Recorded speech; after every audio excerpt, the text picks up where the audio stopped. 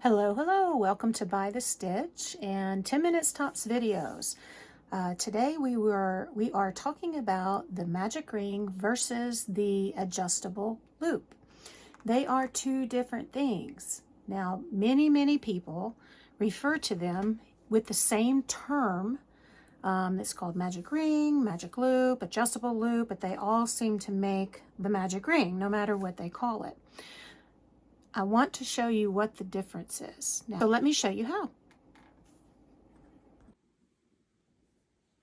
So to make the magic ring versus adjustable loop. To make the magic ring, now keep in mind I'm right-handed, and I'm going to be laying the tail over my left hand. If you're left-handed, you'll be laying the tail over your right hand, and of course crocheting with your left hand.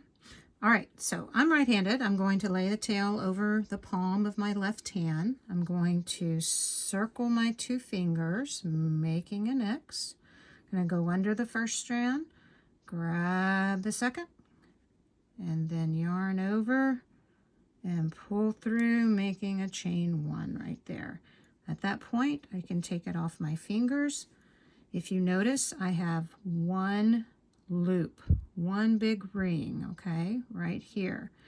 And you can remove your tail from the inside and pull it off to the side. You can leave it on the inside. It doesn't really matter.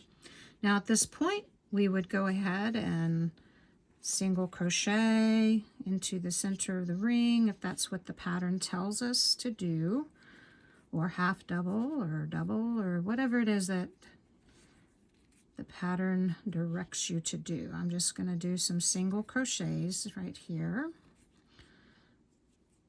And I have 1, 2, 3, 4. Let's do 6. 5. I really like this yarn. It's a polyester blend. Feels good and it looks good. It's really soft. All right, so I have 6 single crochets into my magic ring. At this point, I can lift up on my loop a little, my working loop just a little bit, just enough to get my hook out. Okay, I don't want to lose the loop or pull it out. And then I'm going to grab my tail and gently pull in until it's cinched in. I reinsert my hook. And then most patterns will tell you to slip stitch to the first stitch to join, like so. Okay, and then you can give it an extra little tug once you've made your join to make sure that it is good and snug. All right, so this is great, you know, if you want to make granny squares or goodness, bottom of bottle holders, or things that you're not as concerned about working its way open. See, I can just kind of pull on this and you can kind of see how it starts opening, okay? So the magic ring is good, but not quite as good as your adjustable loop. You can secure this a little better by threading this onto a darning needle and then weaving it in around the back side and really pulling on it, and that will help snug it down even more. But when I'm working amigurumi, I would just assume make an adjustable loop. That really ensures that that circle will not open. So now let's take a look at the adjustable loop. We're going to begin the same way, draping the tail over the palm of my left hand because I am a right-handed crocheter. I'm going to wrap around my two fingers and make an X on top. Remember, this is the way that I learned. There's plenty of different methods that you can use to do this. At this point, we would stop if we were making the magic ring, but because we're making the adjustable loop, we're going to wrap one more time around. Okay, and I'm going to pinch all of those loops between my fourth finger and my middle finger, holding them there. Insert under the entire X, grab that back loop and pull it through. then yarn over and pull through for a chain of 1. At that point, we can take the whole thing off of our fingers and take a look at what we have. So if I was making a magic ring, I would have had just 1 loop going around. But because I'm making an adjustable loop, I actually have 2 rings going around. And at this point, now I would go back to the pattern, and it might say single crochet 6 times into the ring. So I'm going to crochet around all of those rings, the 2 loops and the tail that's mushed in there along with it. So there's 2, there's 3, 4, 5,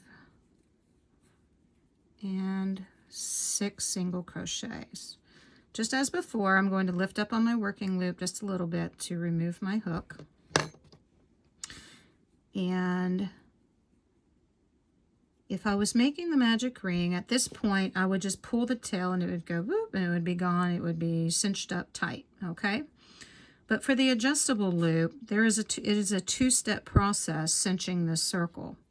The first thing I need to do is identify which one of these loops, the inside or the outside, moves when I pull the tail. So I'm going to pull the tail just slightly to see which one of these loops moves. So it's the inside loop that just moved. Now that I've identified which one moved, that's the loop I want to grab and pull to cinch in the outside circle. You see that moving in? All the way until it's tight. If you start grabbing this loop and the tail starts getting shorter, then just pull the other direction. Now that I have pulled the outside loop in, now I go back to the tail and I pull the tail to tighten that last loop, the inside loop, okay?